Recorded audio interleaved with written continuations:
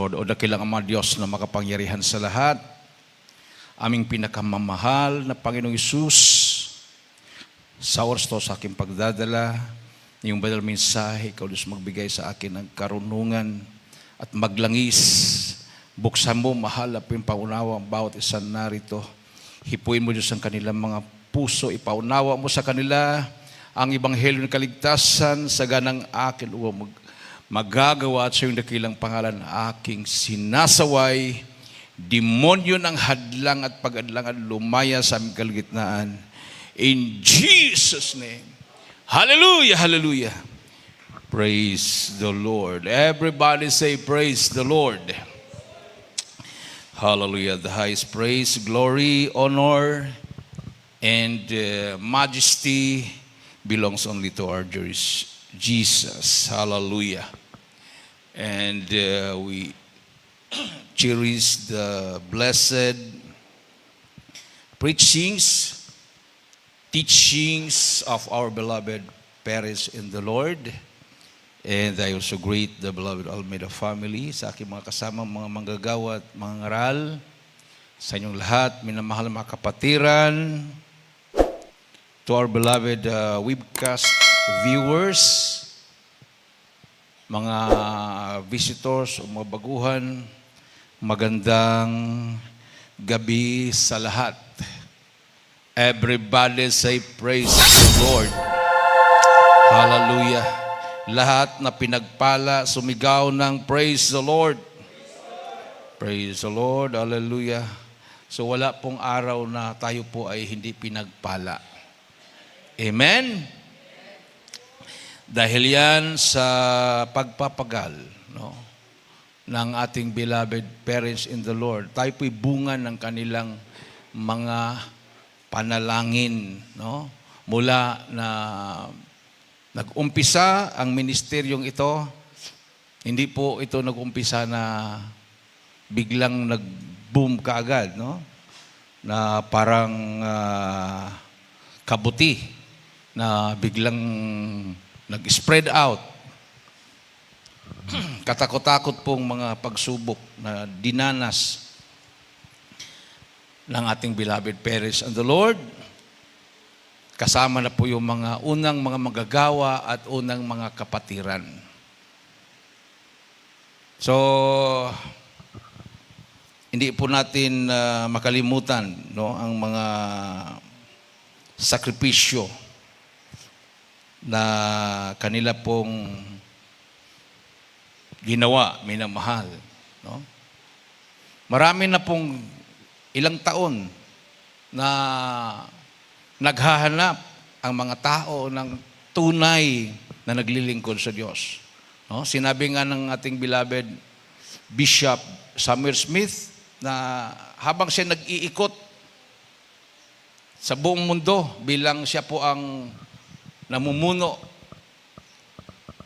siyang presidente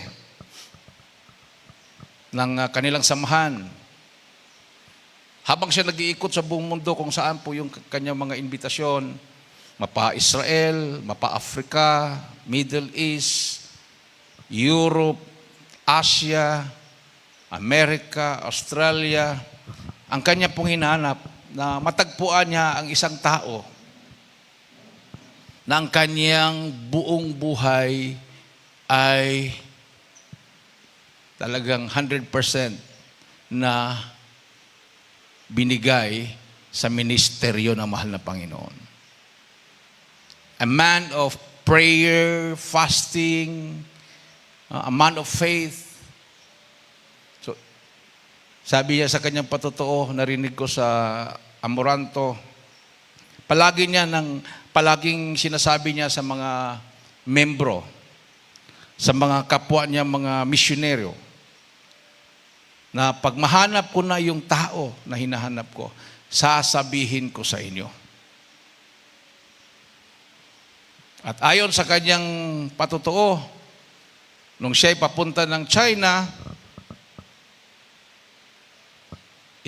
mag-layover dito sa Philippines. Kasi kailangan niya mag-apply ng visa. Kasi ang mga American citizen sa ibang bansa, walang visa yan. Diretso-diretso. Oh, visa upon arrival. Pero sa China, kailangan nilang kailangan nilang mag-apply. So habang nag-apply siya, dumalo siya sa mga gawain sa Pilipinas at may nakapagsabi sa kanya na doon tayo sa Jesus Miracle Crusade International Ministry. So nung dumalo siya, minamahal, ayon sa kanyang patuto sa Amoranto, pagpasok pa lang ng sasakyan na sinakyan niya sa gate ng Amoranto, ramdam na niya na parang langit na yung napasukan niya.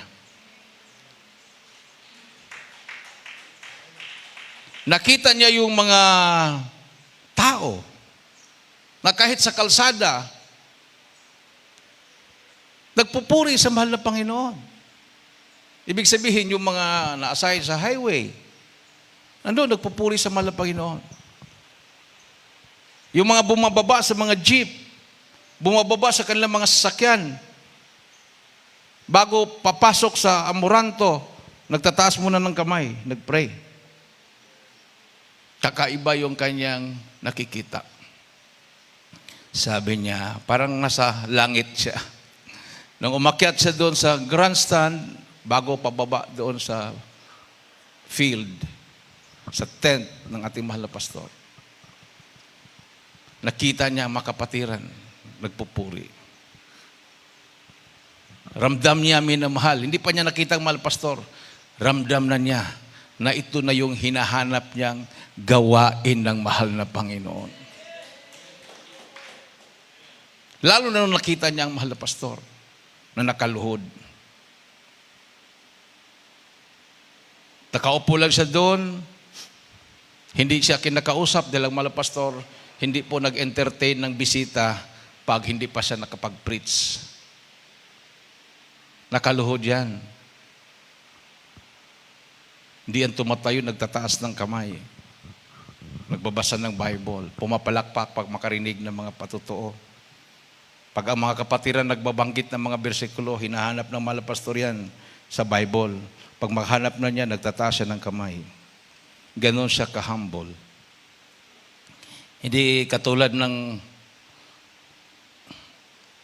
iba na pag magbanggit ng bersikulo yung nagpatotoo, alam ko na yan. Parang alam ko na yan.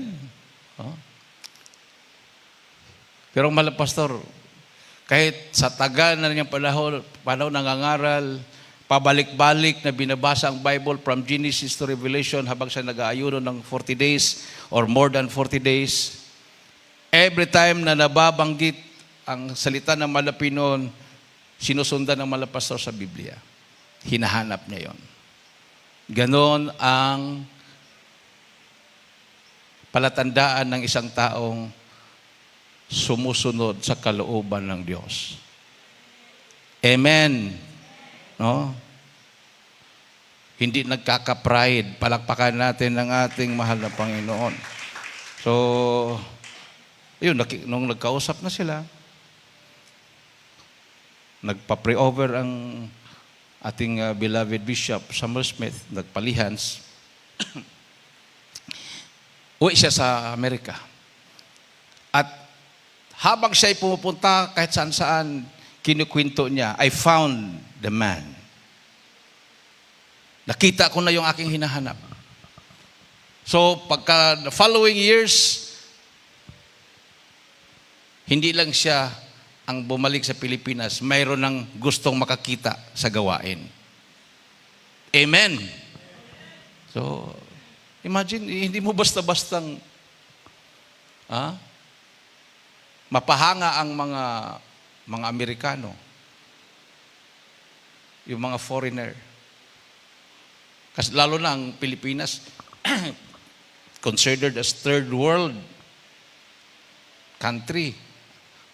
Kumbaga, third class tayo. Third class. Sila first class. Pero ang ating mahal na pastor, binigyan ng parangal ng mga apostolic churches sa buong mundo, Hall of Fame, dahil sa kanyang fasting and prayer. Amen? Bunga ng panalangin. Mga kaluluwa na imposible nang magbago. Imagine, labas, pasok sa kulungan. Yung mga tinanggihan na sa ospital, gumagaling. Yung mga bakla, tumboy, nagbabago. Mga komander ng mga teroristang grupo na gusto siyang patayin, nanikluhod sa mahal na Panginoon, wala silang magagawa. Palakpakan natin ang ating Diyos na buhay. So, tayo po ay nagpapakita ng appreciation, no? Showing appreciation for church leaders who poured their hearts into guiding and praying for the flock according to 1 Timothy chapter 5 verse 17. 1 Timothy chapter 5 verse 17 talks about honoring elders who direct the affairs of the church well, especially those who preach and teach. Basahin po natin, pakinggan po natin ng mainam sa Tagalog at Ilocano.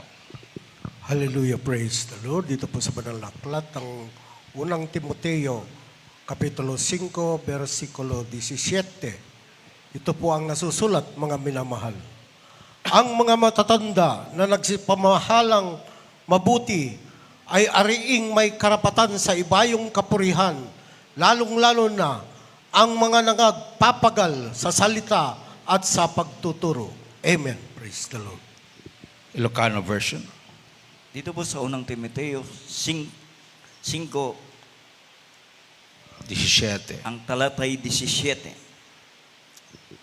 Dagiti panglakayen, amang ituray anang imbag, may bilang da kuma ang maikari iti dakkel adayaw, nang rona dagiti agtrabaho iti sao ken panursuro. Amen. Everybody say praise the Lord. Isang malakas at matunog na palakpak sa ating mahal na Panginoon. Oh. Yung ibang mga church leaders, nung ating mahal na pastor, kasama ang 12 prayer warriors, matagumpay ng ang misyon. Bakit ko nasabing matagumpay? Walang hostage na namatay sa 21 si Padan hostage. No? Yung nakasama naming mga journalist, buhay sila lahat. No? Yung nakakita, yung kasama naming journalist na nakakita araw at gabi sa ginagawa ng mga missionary doon. Ating mga pastor at 12 prayer warriors, araw at gabi yun, nakikita nila, nagpupuri kami. Yung in-interview nga yung mga journalists, pati yung mga hostages, wala silang bukang bibig na sinasabi. No? Mayroon pa kang nagkamali, sabi niya, we give thanks, no? To the President Almeida, sabi niya. President Almeida instead of President Joseph Estrada, nabanggit niya President Almeida. So nagsorry siya dahil humanga siya, minamahal sa katapangan nang nakita niya na pastor ng mahal na Panginoon. Amen. Amen. No? Ang komentaryo pa nga ng ibang mga church leaders, bakit pa daw pumunta sa mahal na pastor?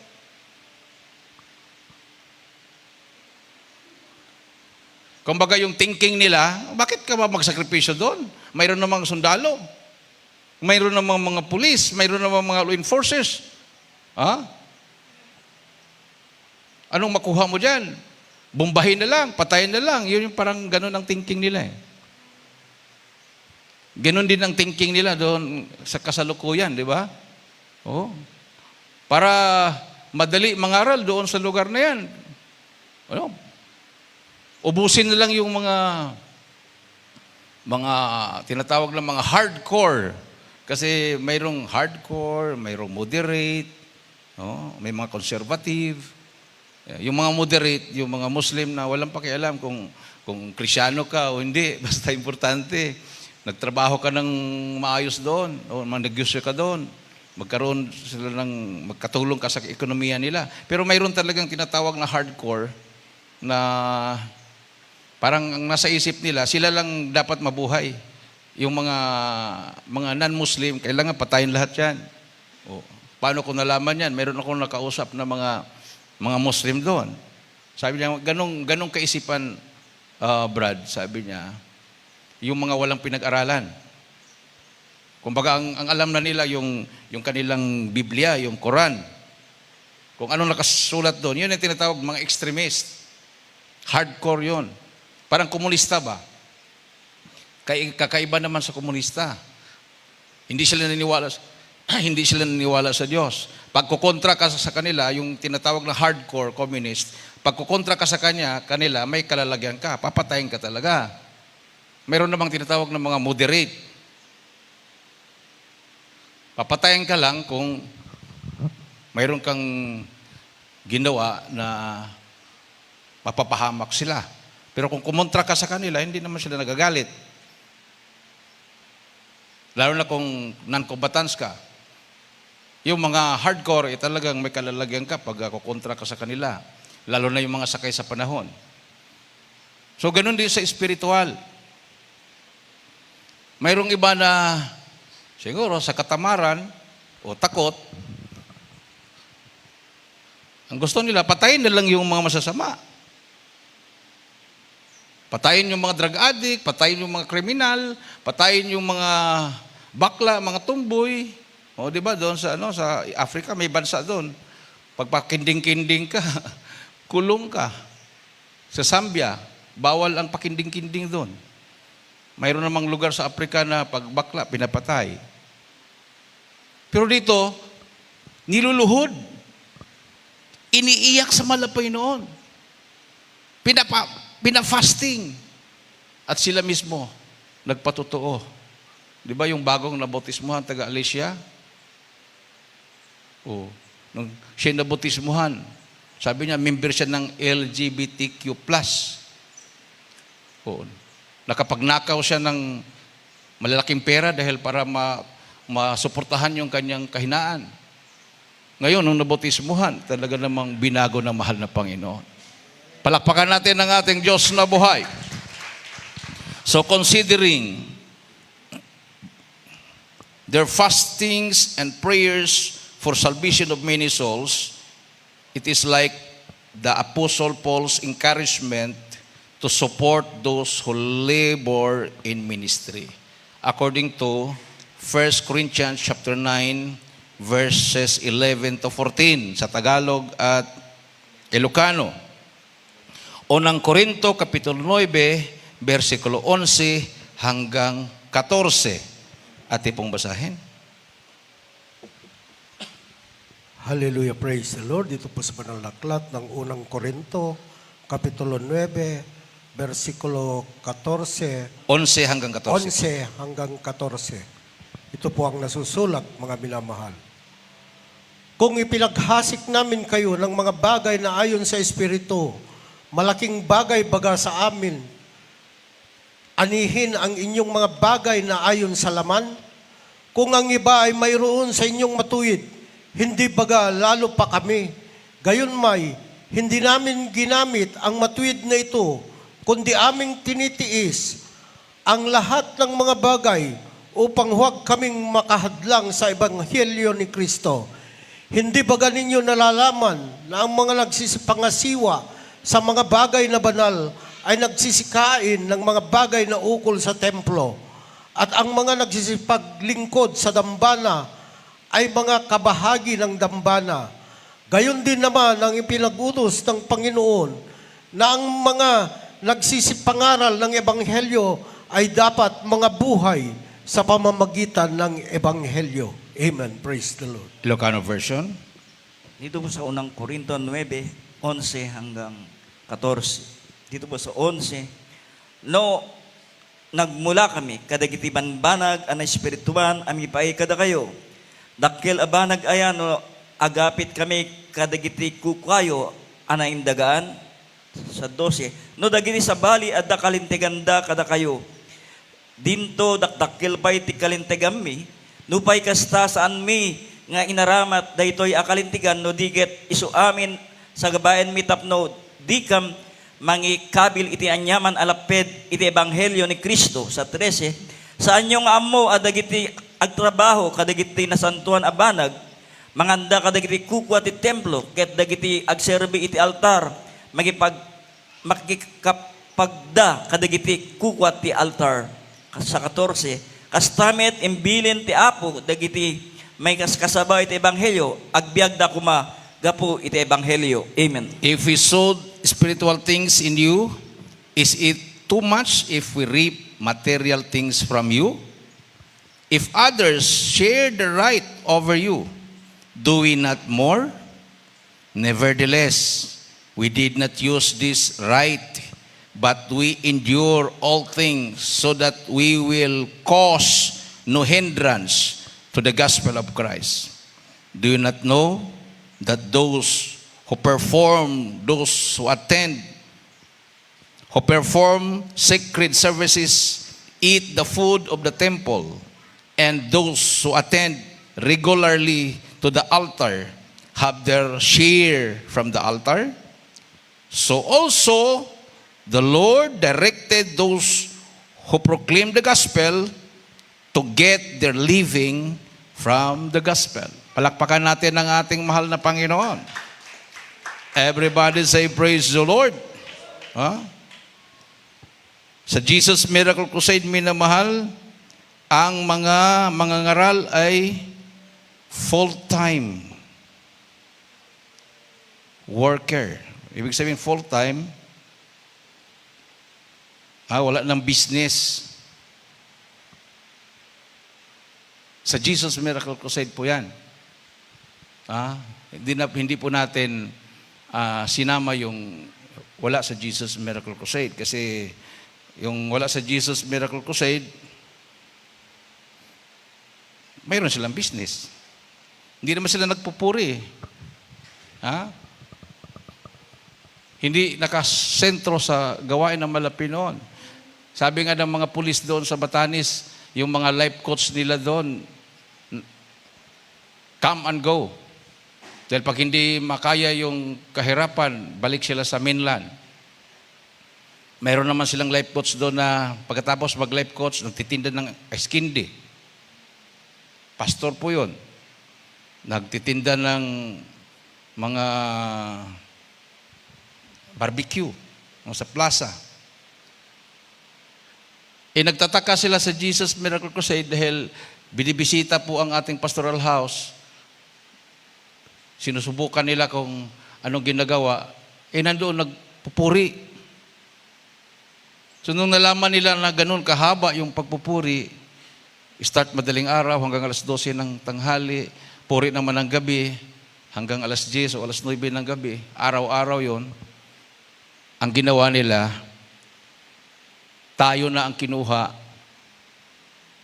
halos lahat na mga police stations, maliban na lang sa Itbayat. Kasi yung Itbayat, mahirap talaga puntahan yon, 6 hours. Bangka, pag aeroplano, yung aeroplano maliit, tag 8,000 na pamasahe, 6 to 8,000. Yung isla na yon. Tapos, magbangka ka naman, ang hirap sumampa. Makita nyo sa video yan kung paano magsampa, pa isa-isa. Pag angat ng ganon, kailangan timing yung pagtalon mo. Kaya hindi timing, hulog ka sa dagat sa lakas ng alon. Pang-pang yun. No? Yung kuminsan nga, yung crane, mayroon silang crane doon, ilagay ka doon sa box, tapos papasok ka doon, igaganon, kunin ka doon sa barko, tapos igaganon sa, ganun hirap doon, sa Itbayat, yung islang Itbayat. Sa Sabtang, timing lang. Kung mayroong malaki ang alon, walang magbibiyahe. Pero ang ginawa ng mga manggagawa doon na inatasan natin, Na may nag-o-offer ng mga maliliit, yung mayroong may katig. Yung maliliit lang, na 4 lang ang pwedeng sasakay. Kung siya, dalawa lang sila kuminsan. Tapos magbayad ka, halos doble yung pamasahe doon sa barko. Hindi pwede yung barko mabuwal sa laki ng alon. So, bangka, pag ganun sila, kala mo parang lahat na kinain mo pwedeng lalabas. Ganun ang sakripisyo. Amen. Ganun ang sakripisyo ng mga mangangaral ng Diyos. May mga trabaho yan, nag-resign. Ako, graduating na ako. Walang problema ang pambayad dahil na-approve ako sa academic scholar ng Development Bank of the Philippines. Meron akong natatanggap na 30,000 per semester. Iniwanan ko yun dahil wala na akong gana mag-aral nung nabaptize ako dito. Full-time, na-inlove sa mahal na Panginoon, umpisa ng pagbibigay ko, binigay ko yung pang-tuition ko. Hanggang ngayon, 100% ako nagbibigay. Pero nakikita ko, hindi kami pinababayaan ng mahal na Panginoon. Palakpakan natin ang ating Diyos na buhay. Everybody say, praise the Lord. So, paano natin magpakita ng gratitude sa mga nananalangin sa atin? No? To our beloved, the beloved family of our beloved pastor, the preachers, ordained preachers assigned in different outstations and outreaches. So unang-una, you might want to express gratitude through prayer support. Nangangailangan po na kami ng prayer support. 2 Corinthians chapter 1 verse 11. You help us by your prayers. No? Kailangan isama din kami sa panalangin. Amen. Amen. Oh, kasi yung ibang mga preachers hindi na kayanan yung mga pagsubok o lumabas pagka-preacher. Hindi lang po sila ang naapektuhan, pati yung gawain na nawalan ng preacher, naapektuhan din po sila. Wala ng mga manggagawa, na backslide na sila, nang lupaypay na sila. So, we need your prayers. 2 Corinthians 1:11. Hallelujah, praise the Lord. Dito po sa Banal na Aklat ng 2 Korinto, Kapitulo 4, versikulo 11. 1:11 po. 1. 2 Corinthians chapter 1 verse 11. 1:11 ng 2 Korinto, ito po ang nasusulat, mga minamahal. Kayo naman ay nagsitulong sa inyong panalangin na patungkol sa amin, upang dahil sa kaloob na pinagkaloob sa amin sa pamamagitan ng marami, ay magpapasalamat ang maraming tao dahil sa amin. Amen. Praise the Lord. Atin pong basahin sa Dito po sa Ilocano. may kadwat ti surat ni Pablo kadigiti taga Corinto 1 ang talatay 11. Magipagkararag kayo met ami paay kada kami tapno dagiti adu a tao agyaman da kumaga po iti parabor ama ited kada kami ami poon iti panagkararag dagiti adu. Amen. You also joining in helping us through your prayers, so that thanks may be given by many persons on your behalf, for the favor bestowed on us through the prayers of many. Amen. So mayroon pang mga verses sa James 5:16 at saka Philippians 1:19. Pangalawa, practical help. Example, meals or task. No, may mga kapatiran na pagdating sa gawain, mayroon silang dalang suman, di ba gano'n? Mayroon silang dalang mga gulay, or maaga silang dumalo dito, tumulong sa pag-arrange. Oh. O kung may krusada, tumutulong sa pamigay ng mga leaflets. Noong 1991, nung pumasok ako kung full-time worker, ang mga upuan noon, hindi po pa po yung mga ganyan, plastic, mga mahahaba. Alam yung mahabang upuan na kung minsan coconut, yung coconut or lawaan, yung magaan, nung coconut mabigat yun, no? Yung magaan. Fasting pa yun, ha? Yung mga manggagawa, at saka may mga volunteers na mga youth choir. Fasting yun. Ang fasting po noon, hindi po putol-putol. Pag sinabing 10 days, straight po yun, 10 days. Ang 10 days kasi ngayon, 2 meals na lang eh. At saka sa bahay. Noon, sa pastoral talaga. Pag sinabing youth choir, 10 days, 10 days yun. Pag sabing finest choir, 21 days, 21 days. Tapos yung nakapag-fasting ng mga mas mahaba pa doon, yun yung mga prayer warriors. Hindi katulad ngayon na, halimbawa, nakapag-fasting ka ng 40 days, prayer warrior ka. Tapos, yun na lang. Tapos, sunod, wala nang prayer, warrior na lang. Kain na lang ng kain. Pero noon, hindi. Pag prayer warrior ka talaga, talagang hindi isang beses ka lang nag-ayuno. Ganun po. Maraming sakripisyo.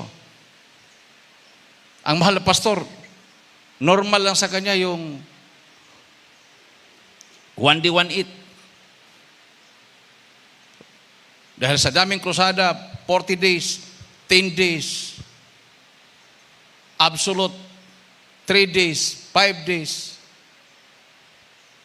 So, grabing mga himala, minamahal. So, wala kang maririnig na mga nagrereklamo. Dahil lahat spiritual. Amen. Pagpapasok na kasi yung reklamo, parang hindi na mo na feel yung nagiging spiritual ang buhay mo. No? Kung minsan, ma-assign sa, halimbawa, basahin ka sa CR, 10 kayong nalista dyan. Naranasan ko yan, CR, sa kusina, maghugas ng plato. Karamihan dyan na-assign, 10. Kung minsan ako lang. Tapos pupuntahan ako ni Kuya Herme kasi ang kainan noon, alas 12 ng hating gabi, sa pastoral. Matapos ang puri, 11:45, kainan, alas 12 hanggang alas 2, hanggang alas 3 yan. Tapos pagkatapos, pag matulog ng mga worker, ikaw na ngayon maghugas ng plato, magkuskus ng kaldero. So, pupuntahan ako ng ating bilabid Kuya Herme. Then, bakit ikaw lang? Ang dami nyo nakalista. Sabi ko, siguro may trabaho ko yan. Baka na-assign sa ibang Hindi, doon natutulog lang. Baka sinubok ako ni Kuya Herme. Natutulog lang doon. Nandun sa kung ikaw, baguhan ka dito, pinabayaan ka dito. Hindi talaga pumasok sa isip ko na magreklamo ako, kailangan tawagin ko sila. Sabi ko, ginusto ko to . Ginusto ko tong trabaho na to. Nag-aaral ako sa Baguio. Iniwanan ko yung pag-aaral ko, ginusto ko to. Kailangan maipasa ko to.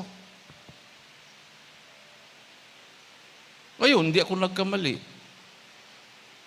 Pumasok ko October 21, that was 1991. Pagkrusada ng Cebu, sinama ko sa Cebu. Sabi nila, imposible daw ako makasama dahil wala pa akong 1 taon. Walang imposible sa Diyos . Pagsama ko sa Cebu, iniwan ako doon. Tagahugas pa rin ako ng plato. Tagahugas ako ng kaldero. Tagalinis sa surrounding, tagapamalingki.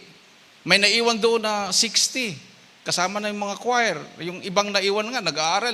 Uminto na lang sa pag-aaral dahil naiwan sila doon. Kailangan mayroong choir maiwan. Kami ang namamalingki. 60 pakainin mo. Ang budget na dala namin, 600. Pakainin mo, 60. Anong pang-ulam? Yung mga puso ng saging, yun ang bilhin namin. Tapos, slice yun, gataan. Yan lang. Ako tagahugas ng plato. 1 day, 1 eat kasi. Sabi ng mga choir, mga worker, Berdan, huwag mong itapon ng tutong. Kasi bukas kainin namin yan, umaga.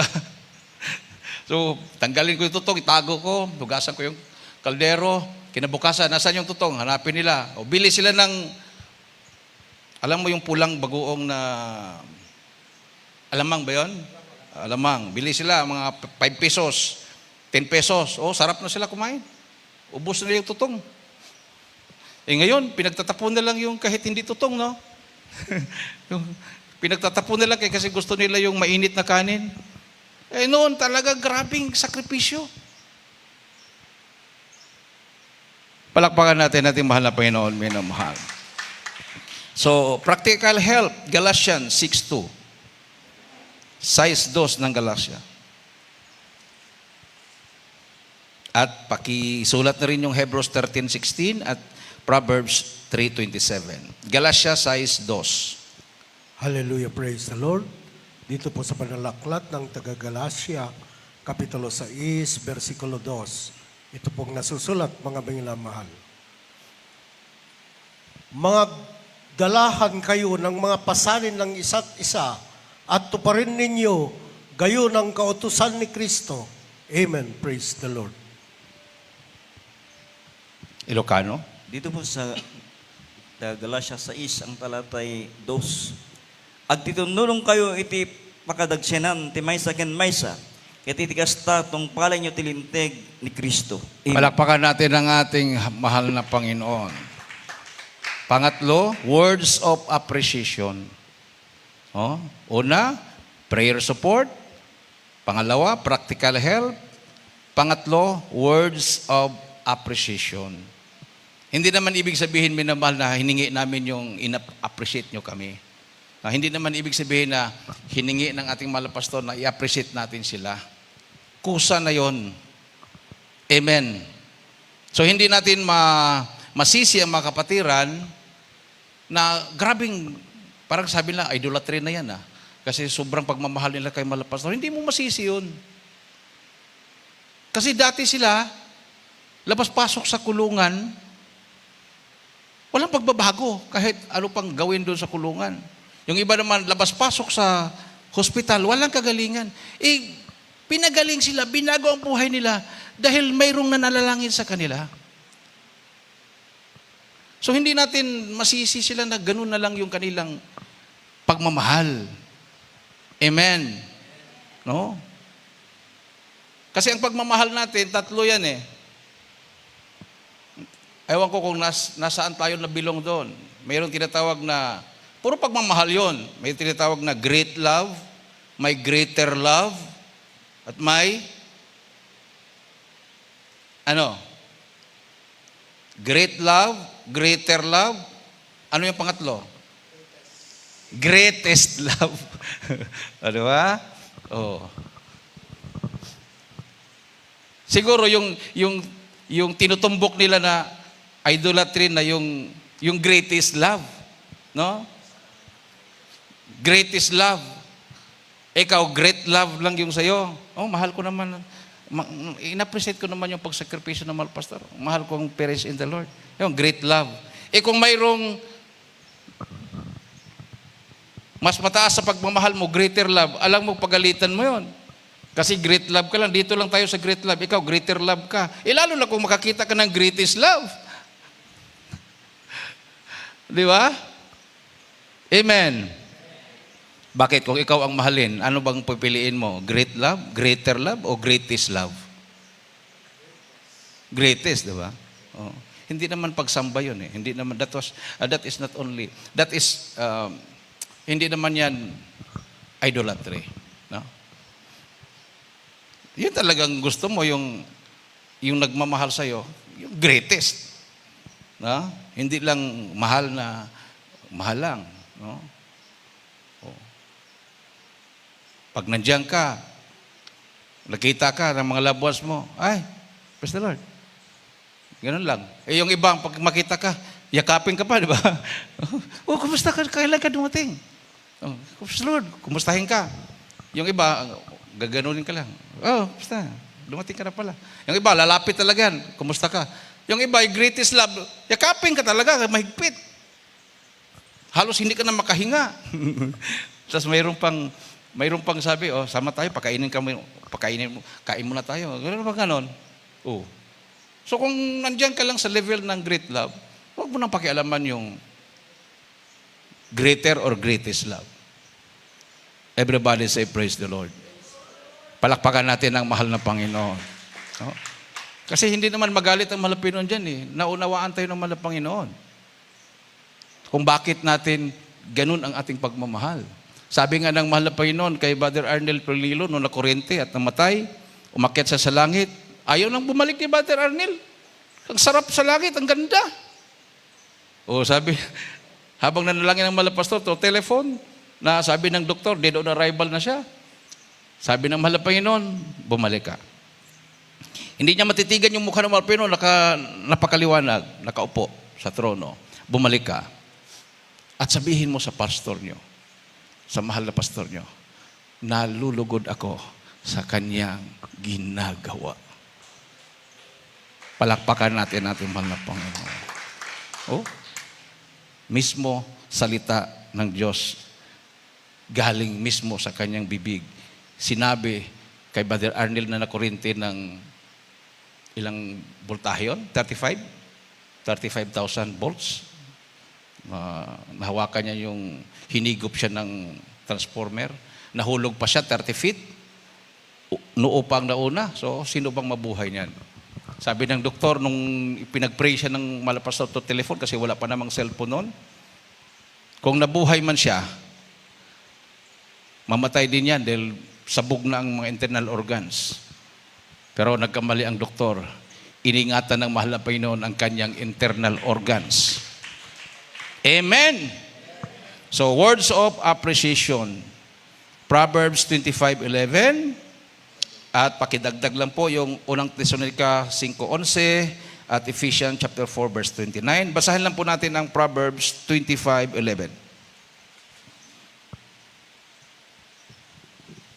Hallelujah, praise the Lord. Dito po sa Banal na Aklat ng mga Kawikaan, Kapitulo 25, versikulo 11. Ito po ang nasusulat, mga minamahal. Salitang sinalita sa kaukulan ay gaya ng mga mansanang ginto sa mga bilaong pilak. Amen, praise the Lord.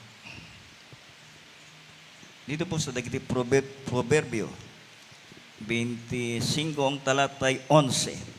Tisao may tutup iti padnaki sa una, kasla mansanas abalitok anabungon iti inikit apirak. Amen. Like apples of gold in sittings of silver is a word spoken in the right circumstances. Oh? Like a word fitly spoken is like apples of gold. Yung pag-appreciate mo, yung word of appreciation sa mga taong hindi ka nakakalimutan na ipanalangin. Amen? Amen? Everybody say, praise the Lord. So, kahit wala na sila, parang hindi mo ramdam na wala na sila. Sabagay, sabi naman ng Bible, natutulog lang ang mga anak ng Diyos. Pagdating ng pagbabalik ng mga Pinoon, magigising din sila. Yung katawan po ang tinutukoy ko, iba po yung soul. Yung kaluluwa, babalik sa Panginoon kung naglilingkod ka sa Kanya. Kung hindi naman, hindi ka naglilingkod, hindi mo siya kilala, doon ka sa tinatawag na temporary hell. Doon napunta yung mayaman. Hindi pa yon ang lake of fire. Sa final judgment, yung mga kaluluwa doon, itatapon sa dagat-dagatang apoy. Amen? Pati si Satanas at ang mga demonyo, doon sila itatapon sa dagat-dagatang apoy. Yung mga kaluluwa, no? Yung espiritu na mga anghel na nagrebelde sa mahal na Panginoon. Sabi nga nung kapatiran sa Cagayan de Oro, mayroon siyang nakaibigan na engkantada. Kung minsan parang hindi totoo, pero siya mismo nagpatotoo. Habang naglalakad siya ng tanghaling tapat, mayroon siyang nakitang naglalaba, nakatalikod, mahabang buhok. Kumbaga, wini-whistlean nila. Wini-whistlean niya. Ano ba yung whistle? Ano ba yun? Cat call? Sinabi niya, iba ganon. Tapos, hindi daw lumingon sa kanya. Dumaan lang siya. Talanghaling tapat. Kinahapunan, dumaan sa bahay niya yung babaeng nakita niya. O di, pinatuloy niya, usap sila, tawa-tawanan. Ikaw ba yung naglaba doon? Oo, tawanan sila. Nagtataka sila, yung lahat na dumadaan doon sa kalsada, nagtataka siya, lumilingon doon sa kanya. Isip siya naman tawa ng tawa dahil kausap nga niya yung babae, yung dalaga. Tawanan. Tapos maya-maya, nung umalis na yung dalaga, kausap niya, sabi ng mga kapitbahay, mga kamag-anak niya, bakit nagtatawa-tawa ka mag-isa kanina? Ano, nabaliw ka na? Nagtaka siya, bakit nabaliw? Eh, may kausap siya eh. Kaya lang hindi makita yung mga kasama niya, yung mga kapitbahay, mga kamag-anak niya. Engkanto na pala yun. So, anong sabi nung engkantada na yun sa kanya? Naiinggit kami sa tao. Kasi mayroon pa kayong pag-asang maligtas. Kami, wala na. Kami yung mga anghel na kumampi kay Lucifer. Yung iba sa amin, neutral, hinulog pa rin. Kung mayroon kayong nagpapakita sa inyo mga engkanto na mabait, yan yung mga neutral na mga anghel na nahulog, na damay. So mayroon namang mga talagang mga matatapang na mga engkanto, yun naman yung kumampi talaga kay Lucifer. Na gusto niyang gantihan ng mga tao, pahirapan ng mga tao. Pero ang sabi nung napakita sa kanya, kung bibigyan pa kami ni Satanas o ng Panginoon ng chance, sabi niya, si Satanas ang unang babalik sa langit at manikluhod sa Panginoon at humingi ng sorry. Kaya lang wala na talaga silang kaligtasan. O, tingnan mo yan. Ha? Nung nagpabautismo, ang tinutukoy ko, si Brother Boboy Silva.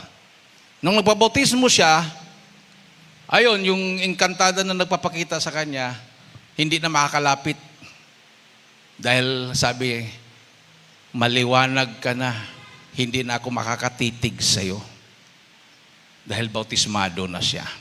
Palakpakan natin ang ating mahal na Panginoon. Yung pala, pag once na mainit ka naglilingkod sa mahal na Panginoon, hindi makakalapit sa'yo si Satanas. Hindi siya makakabulong sa'yo. Hindi siya makakapagbigay sa'yo ng doubt. Amen? Pero pag once na pabanjing-banjing ka na, hindi ka na magpupuri, mayroon ka ng question, mayroon ka ng agam-agam, ayun, pwede ka na niyang hatakin uli. So sabi ng Bible, resist the devil and the devil shall flee away from you. Bago yon, sabi ng James 4:7, magpasakop ka muna sa Diyos. Amen. Kahit ano pang rebuke mo diyan, rebukein mo naman ng demonyo kahit ano pang lakas ng rebuke mo.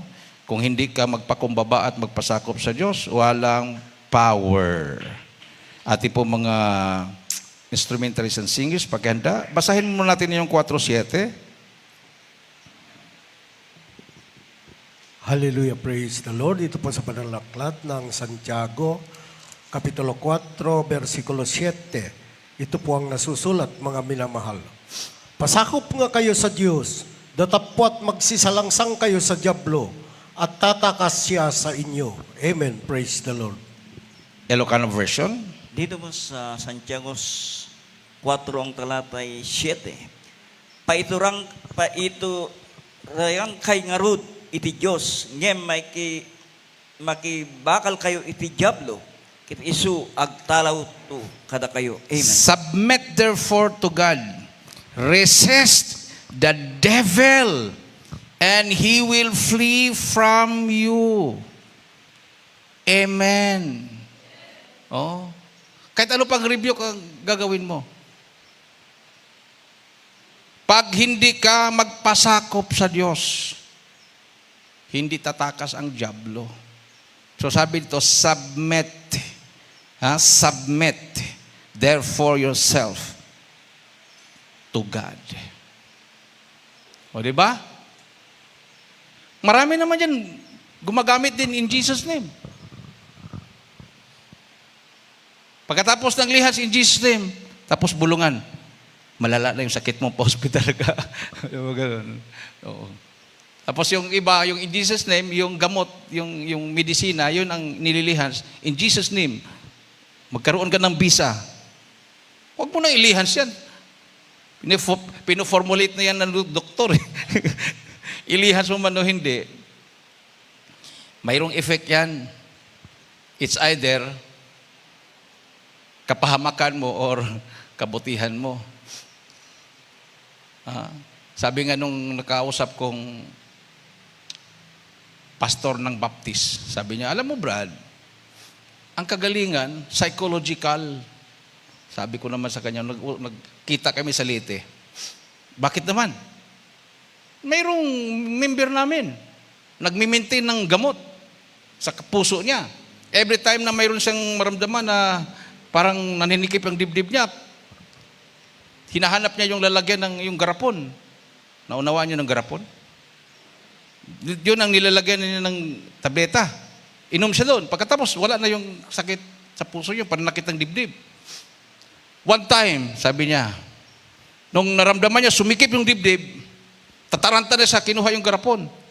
Hindi niya nalaman na yung garapon na kuha niya, mga butones pala yung nakalagay.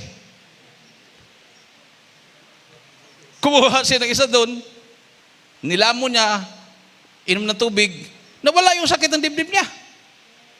Tapos pagtingin niya, garapon pala ng butones. So sabi niya, psychological lang. Kasi ang nasa isip niya, tableta yon, gumaling siya. Sabi ko sa kanya, paano yung mga pilay? Paglihans, nakalakad.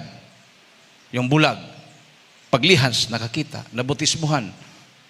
Yung mga bedridden. Ano yun? Psychological? Nag-isip ng malalim. Sabi niya, ayun, galing sa Diyos talaga yun. Palakpakan natin mahal na Panginoon. Everybody say, praise the Lord. Yung tinanong ang mahal na Panginoon, nagpautos si John the Baptist, ikaw ba ang Misaya? Anong sagot ng mahal na Panginoon? Sabi ba niya, sabihin mo kay John the Baptist, ako ang Misaya? Hindi. Sabi ng mahal na Panginoon, sa inutosan ni John the Baptist, sabihin mo kay Juan, ang mga bulag nakakita, ang mga pilay nakalakad, ang mga kitungi nagsilinis. Yun yung mga bagay, mga himala na hindi kayang kopyahin ng diablo. Amen? Hindi kaya ng medisina. Palakpakan natin ang ating mahal na Panginoon. So, nung bumalik yung inutosan ni John the Baptist at kwininto yung sinabi ng mahal na Panginoon, sabi ni John the Baptist, siya nga ang Misaya. Awitan natin mahal na Panginoon, minamahal. So, may prueba. May ebidensya. Hindi hocus-pocus. Kaya ko lang, ilang beses akong umakyat panaog sa kampo ng Abu Sayyaf. Hindi alam ng gobyerno yon. Ako yung nag-escort kay Asarok. Alas 10 ng gabi ang pasok namin sa kampo ng Abu Sayyaf. Ako yung nag-escort ng anak ni Gaddafi. Gusto makausap si Robot. O sino yung sumasalubong sa amin? Sinong kumukuha sa akin doon sa hulo para dalhin doon sa kaloob-looban ng kampo nila gabi? Mga Abu Sayyaf. Daan kami. Checkpoint ng militar. checkpoint ng Imailef, checkpoint ng Iminilef, checkpoint ng ibang grupo ng Abu Sayyaf bago marating yung bahay ni Robot. Ilang Abu Sayyaf ang nag-escort sa akin? Napakarami. Kung hindi totoo ang Diyos natin, di matagal na akong pugot ang ulo, matagal na akong namatay. Hindi natin masisi ang mga tao na nagda-doubt dahil hindi nila naranasan. Ang alam lang nila salita, wala sa aktual na karanasan. Yung mga anak ko nga, lumaki sila, wala naman silang naranasan talaga na ganon. Maliban nila yung nagtigdas sila, yung sabay-sabay silang nagkatigdas na isang buwan na walang kain-kain. Tigdas yun. Si Angel, si Daniel, si Dave, tapos yung bunso nasa duyan pa. Butot balat na sila. Pilit ko na lang nilalagyan ng tubig yung bibig nila. Ginagamit ko yung anong tawag noon, yung sa tiki-tiki, yung pang ganon. Dropper. Nag-isip ako kung ano kayang, bakit hindi ako, nagpasting na ako, hindi naman gumaling. Sa pangadalangin mo, pastor, malapin, pagalingin mo, wala talaga. Sabi ko, malapin noon, baka yung pagtanggi ko na pupunta ako ng Tugigaraw. Sabi ng Beloved Children, sa Tugigaraw ako. Ngayong linggo, malapit noon, pupunta na ako. Pasukin ko mga kampo ng NPA doon. Kahit sa Yungib, kung nandoon sila, papasukin ko. Umiyak ako sa malapit noon. Sundin ko na ang kalooban mo. O anong sabi ni Angel? Biglang nagsalita. Hindi siya magkapagsalita. Lockjaw na siya. Butot balat na sila. Sabi niya, gutom. O nagtimpla ako ng juice. Ilalagay ko na sana doon sa dropper. Sabi niya, ibigay mo na sa akin pa. Kaya ko na. Nagulat ako, nagsalita. Lockjaw na yun, ha? Sumagot naman si Daniel, ako rin. Sabi naman ni Dave, ako rin pa. Sinabi ko lang na pupunta ako, susunod ako sa Beloved Children. Pupunta ako ng Tugigaraw. On the spot, karakadaka, pinagaling sila ng mahal na Panginoon. Ganyan ang Diyos natin. Sumunod ka lang, pagpapalain ka. Itaas mo ang ating mga kamay, minamahal. Hallelujah.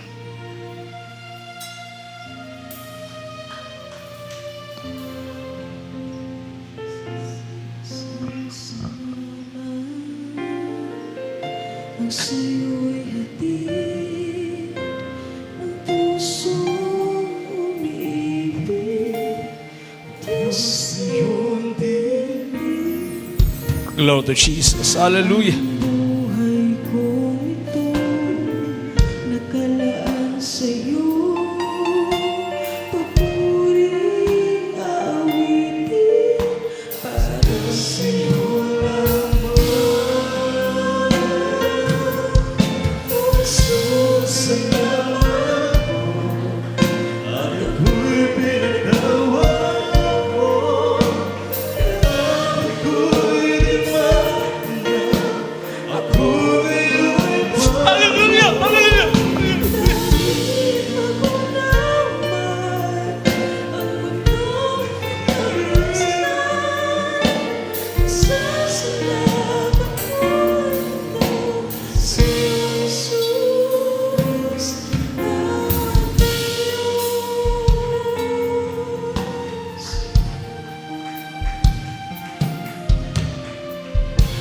Mananatili ang pag-ibig mo, hindi mo iniwanan isang katulad ko. O Diyos, ay buti mo, tunay kang tapat, pangako mo sa akin, iyong pinutupad.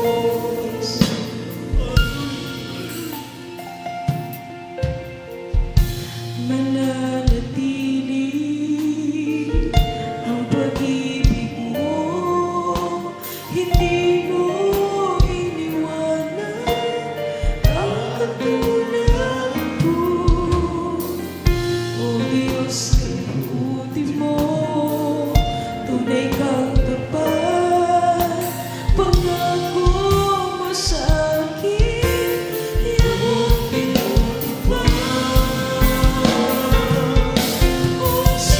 Salamat po, at ako'y pinatawad mo.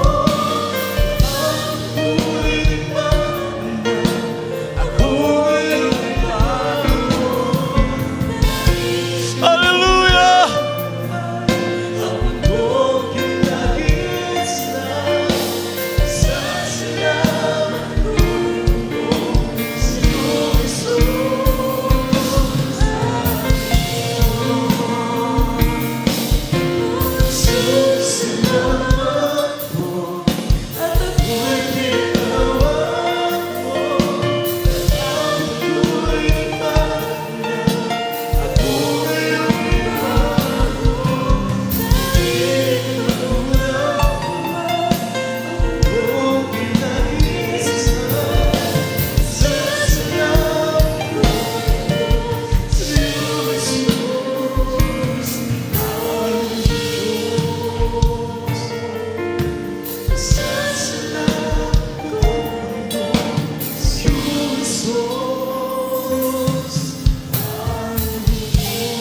Praise the Lord.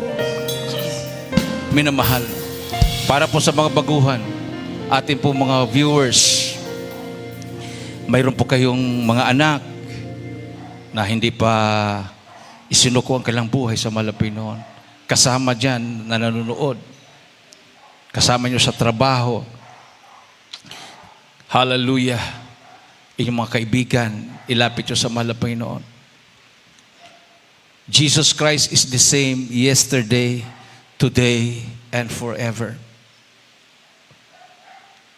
Sabi ko kanina, yung karanasan natin, yun ang magpapatibay sa ating pananampalataya.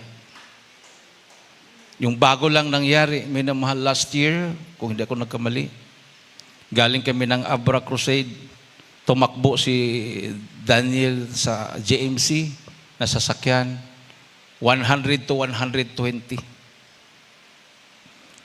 Madaling araw, nabulaga kami doon sa tulay. May detour pala, hindi na ilagay yung harang. May detour pala sa left side. Kalalagay lang ng graba sa tulay, yung dugtong ng tulay. Pag brake niya, nag-slide yung sasakyan. Lumipad kami sa gilid. Doon kami bumagsak sa detour. Mga estimate, mga 10 feet yung taas ng niliparan namin. Sa takbo na 100 to 120, hindi ka bubuhayin.